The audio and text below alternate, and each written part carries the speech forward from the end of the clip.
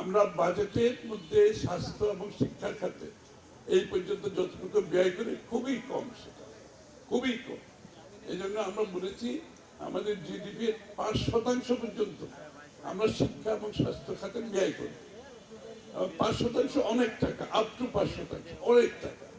এবং এর মধ্যে যে প্রাথমিক স্বাস্থ্যসেবা, প্রতিরোধমূলক স্বাস্থ্যসেবা, এর পরবর্তীতে যারা যাদের গরিব পরিবার আছে তাদের জন্য উপরের দিকে চিকিৎসাগুলোর জন্য ব্যয় করা হবে।